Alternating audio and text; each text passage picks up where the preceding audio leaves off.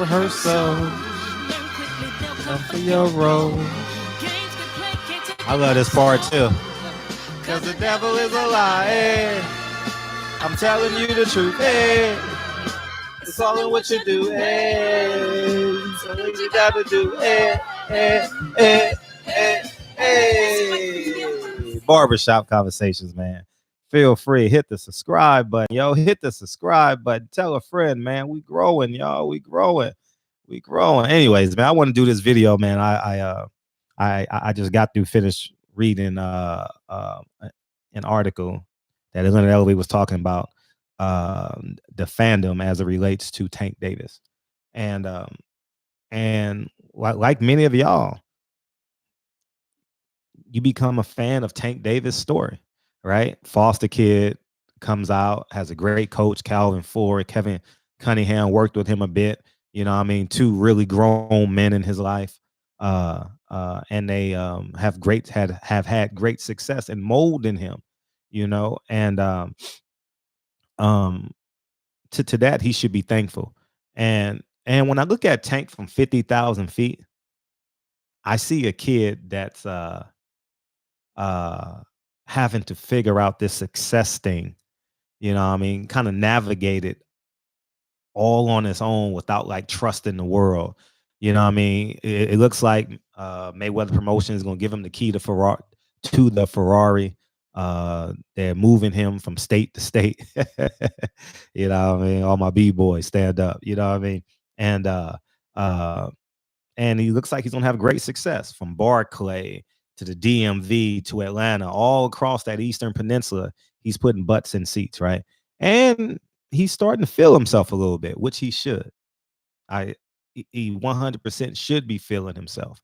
And my concern with Tank Davis, and I'm always gonna remind Tank Davis of this when I see him.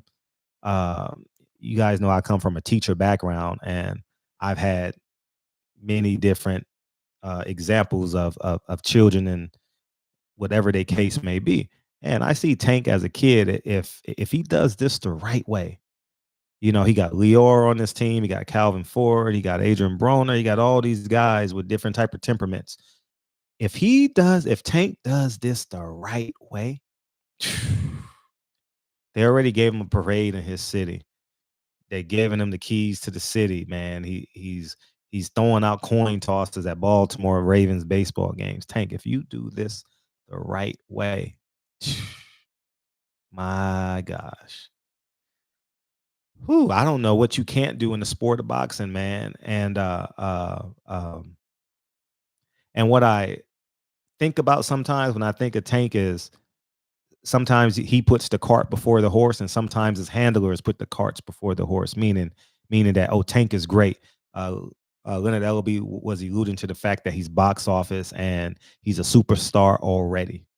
I wouldn't say he's a superstar already.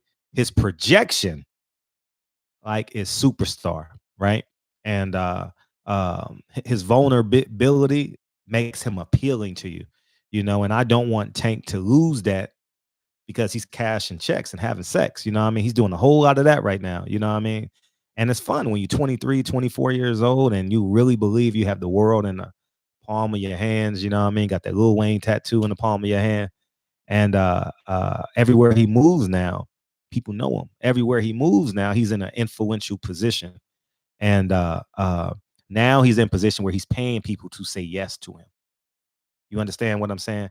To go from, I don't know what that's like, but to go from having people navigating your career, and then now you're cashing the checks and you pay them out of the checks, so you're paying people to say yes.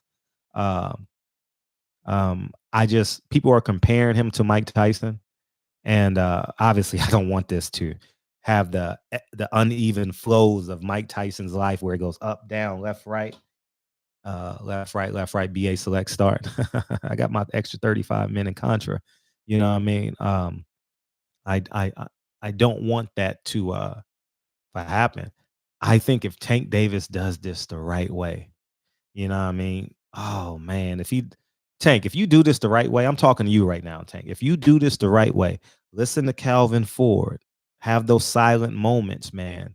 meditate before you move. However you meditate, whether you listen to your favorite rap song or you get in the yogi position. I don't know how you meditate. You know what I mean? But be still in the process. You know what I mean? That's what I'm learning how to do in my older age right now, is to be still in the process. Be still and be still in the process. If you guys understand what I'm saying, word has like a double entendre, a double meaning. And I'm learning this late. You understand what I'm saying? Where I'm not anxious anymore. I know what's coming and I know how to respond through positive or negative stimuli. I know depending on how that how it goes, you know. But he's cashing $1 million checks now. You know what I mean? And I'm glad he is. You know, I I will forever be in gratitude to people, like not gratitude like this, but just for the sport of boxing. Steven Espinoza's opening new markets, you know what I mean? And he's using our talent, you know what I mean? Um, Back in the 90s, they used Cesar Chavez to open up the Texas market.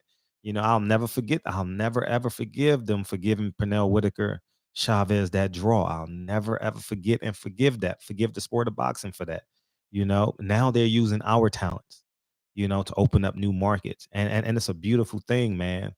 Steven Espinoza, I believe, is doing his part. You know, now Tank Davis has to do his part. You know, I think we'll be in great position with the small, medium, and large tandem or trifold or trifecta. That's a better word. Trifecta of Deontay Wilder, Earl Spence, and whoever reigns supreme at 154. J Rock, Tony Harrison, Jamel Charlo. Hurd is on the comeback trail. Either of those four fighters. And then we have Tank Davis at between 130 and 135. I think we're in a great position. You understand what I'm saying? And we also got Gary Russell at 126. You know, uh, we're just in a great position right now where we literally can corner the market space. And we need everybody to do their part. It looks like Deontay Wilder is doing his part. Earl Spence will be on the comeback trail. I believe he will be a more influential impact for the greater sport of boxing. He has a great testimony. He survived a great test. Tank Davis survived his test through foster care and allowing Coach Cunningham and Coach Ford to be positive impacts in their life. But I just want this story to just fucking skyrocket. You know what I mean? Because I'm sitting back, I watch Tank Davis fights. And I'm like, damn, this motherfucker is special. Damn, this motherfucker is special. And all y'all watched it, whether you like Tank, don't like Tank, little Tank, whatever y'all want to call this motherfucker, y'all watch his fights and be like, damn, he's special. Yeah. Uh, yeah, someone at my front door. But let's finish this video. And but you understand what I'm saying? I want this story to be the greatest ending in sports history, you know, and Tank, be still in these moments, man. You know what I mean? I think when Tank Tank and I one-on-one have great conversations. You understand? Hot or cold. I don't have his phone number. I've never called him. I don't have no type of relationship with him like that. But I know this man. I know, and I know he's young and he's made some mistakes, but beyond all the motherfucking mistakes, I think I just genuinely believe Tank literally can be a force in the sport of boxing. And he already has these young kids probably emulating him. Some orthodox fighters probably going softball in the DMV area. You understand what I'm saying? And shit, gotta take this call. Fuck. And but I think that he's in a good space. So, anyways, man, barbershop I gotta take this call, so this video gotta be short. But barbershop conversations, Tank, I'm rooting for you, dog. And I know Gamboa ain't the best opponent. I know that. I told you guys December 29th, after I get back from Atlanta, I'm gonna say that. But right now, I just want to enjoy Atlanta. Tank gonna knock this dude out, and I think in under six. You know what I mean? He gonna have a great time doing it. And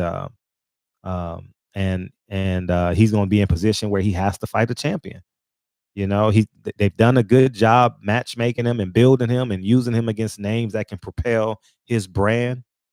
I think in spring he's going to fight 3 times next year, according to Leonard Ellerby.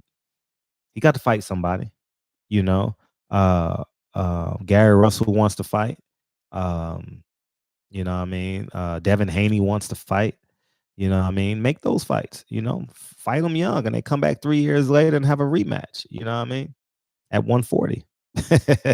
Fight in every weight class, 135, 140, and 147. Shit, we ain't gonna get tired of those guys fighting each other. So, anyways, man, barbershop, and I know Leo and Tiafimo was in the mix as well. But if you got a chance to fight a great black fighter versus a great black fighter, I would do that because I don't think that Mexican black thing is. I mean, we just want to see the best right now. I mean, I think it's that current is kind of changing. We want the best first, the best now. We don't really care about, hey, let's use this black guy to build our brand. A Mexican guy speaking, and the black guy say, let's use this Mexican to build. I think those days are are becoming dehydrated.